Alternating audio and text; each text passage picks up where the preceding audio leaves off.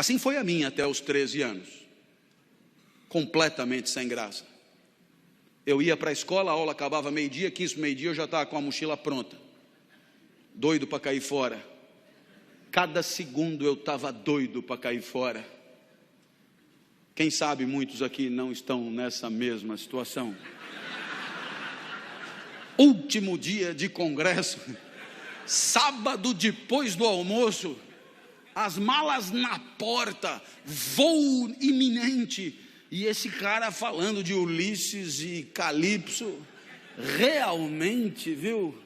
Olha onde eu fui parar. Depois da aula meu pai me obrigava a nadar. Eu detestava nadar. Eu fazia revezamento com um cara que esse sim era nadador por natureza, chamado Ricardo Prado. Esse era bom de bola. Eu fazia revezamento com ele, ele caía, nadava primeiro, ele abria uma diferença enorme do segundo colocado, aí caía eu e os adversários se aproximavam perigosamente. Apesar de mim, a gente ganhava, eu fazia de tudo pela derrota. Eu detestava nadar. No domingo meu pai me levava no Morumbi para ver jogo.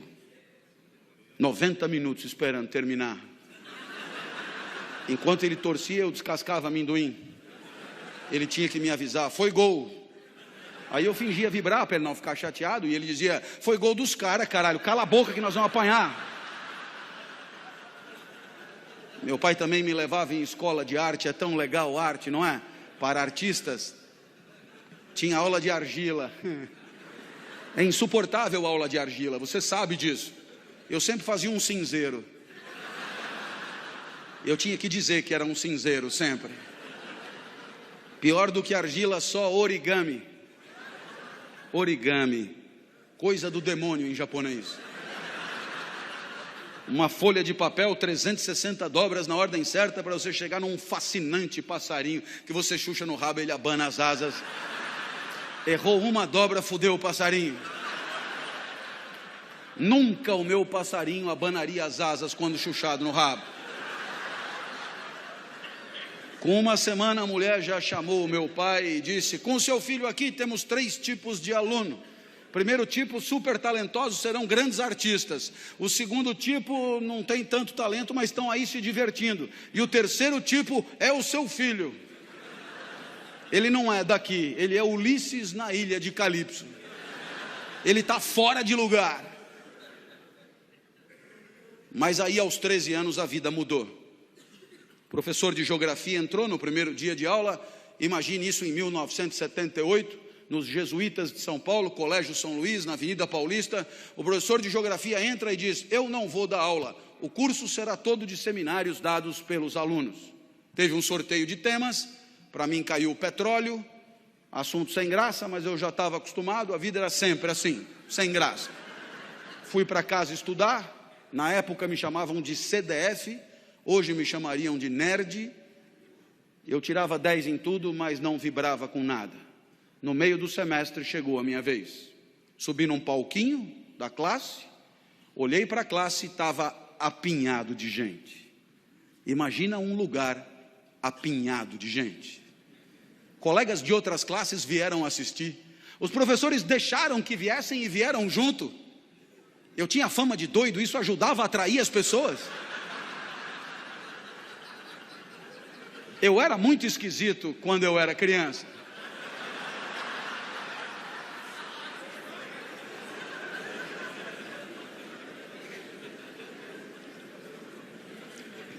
Eu sei o que você pensou, mas eu era muito mais esquisito quando eu era criança. Eu sei que pela primeira vez, quando eu olhei todo mundo ali, eu me senti bem, foi legal estar onde eu estava. Pela primeira vez eu me senti Ulisses em Ítaca.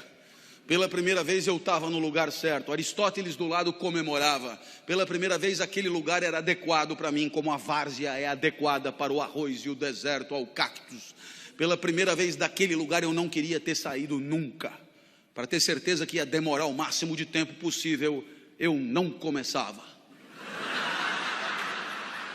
E olhava para todos em silêncio, os colegas se cutucavam, esse cara é mais doido do que eu imaginava.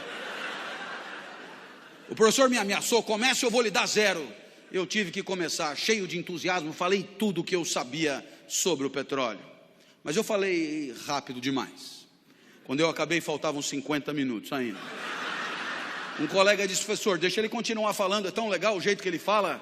E o professor disse: ele que fale, a aula é dele. Nossa, que dilema, que dilema. Eu não queria sair dali, mas não sabia mais porra nenhuma para falar. Então eu decidi inventar sobre o petróleo. Quando eu decidi inventar, eu lembrei do meu pai. O meu pai sempre foi a pessoa mais importante da minha vida. Foi o meu pai que me criou. E o meu pai, ele nunca estudou. Mas ele dizia coisas que depois eu encontrei na filosofia mais sofisticada. Você certamente já ouviu falar de um pensador do século XIX chamado Nietzsche, que escreveu uma obra complicadíssima intitulada Assim Falava Zaratustra.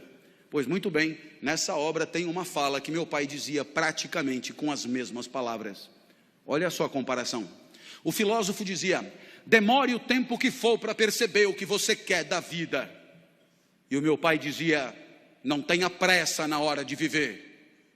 Aí o filósofo dizia: percebendo o que quer da vida, não recue ante nenhum pretexto. E o meu pai dizia: para trás nem para pegar impulso. O filósofo dizia: não recue, porque não falta no mundo quem queira te dissuadir. E o meu pai dizia: não recua, porque o mundo está cheio de gente querendo te fuder. E o meu pai ainda sempre acrescentava com carinho para mim: seu bosta. Eu lembrei do meu pai, eu me empertiguei, ali não tinha mais como recuar, e eu disse: bem, o que eu falei até aqui está no livro de vocês, é só ler. Está fácil. A partir de agora eu peço que anotem,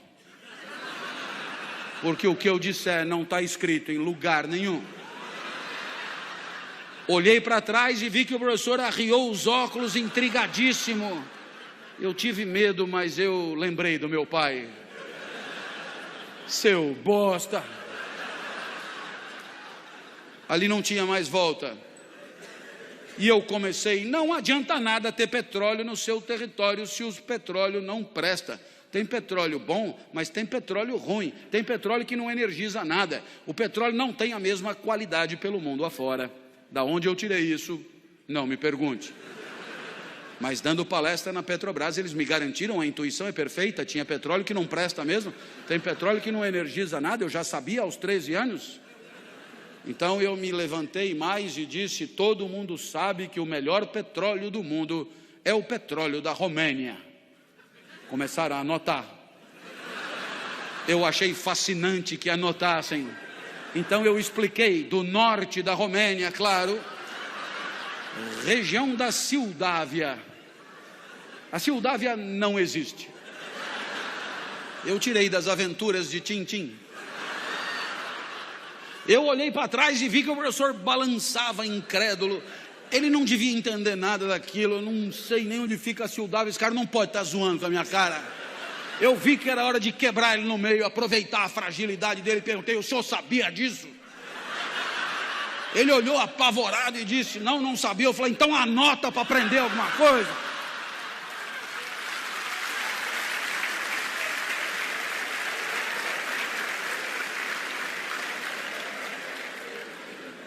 Estava difícil de você aplaudir, hein?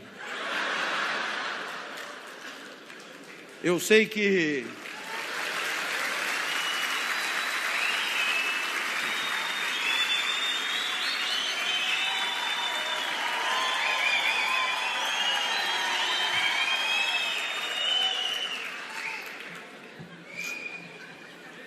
Vamos fazer desse evento um evento inesquecível. Eu vou fazer o melhor que eu puder aqui. Pode vir comigo? Eu sei que eu continuei falando o que me vinha na cabeça, porque eu não precisava lembrar de mais nada. Falei de petróleo na Ilha do Bananal, em Fernando de Noronha, em Madagascar. Um colega disse: dá para repetir? Eu falei, eu mandei você anotar, cara. Não lembrava de mais porra nenhuma que eu tinha dito. Terminou o seminário, vieram os aplausos frenéticos. E um outro colega falou, professor, deixa ele dar todos os seminários. O professor falou, mas ele só estudou sobre o petróleo. Eu falei, quem falou? Saí dali eufórico, fui encontrar o Fusca branco do meu pai. E o meu pai nunca tinha me visto correr, nem andar. Eu me arrastava, na verdade. Ele achou até que fosse assalto. Eu entrei no carro, comecei a contar o que tinha acontecido. E o meu pai, que nunca estudou nada, tinha entendido tudo. Aristóteles no banco de trás do Fusca comemorando. Eu tinha encontrado Ítaca. Ali eu tinha achado o meu lugar. Ítaca, para mim, é a sala de aula. É ali onde a vida feliz é possível. É ali onde a excelência eu venho buscando nos últimos 30 anos. É ali onde a felicidade atravessou a minha vida. Dali nunca mais saí. Os gregos comemoram mais uma vida bem-sucedida. Aquela pequena goiabeira que virou uma grande goiabeira. Aquela pequena planta que não encruou, mas vingou. Essa é a reflexão primeira da história do pensamento. A reflexão de que tem um lugar para você, porque você tem uma natureza que é só sua, que você descobrindo qual é a tua praia, a busca da excelência é a própria felicidade. A felicidade é ir o mais longe possível, ser o mais perfeito possível e devolver para o mundo, em forma de performance, aquilo que o mundo te deu, em forma de potencialidade, em forma de talento, em forma de recurso natural.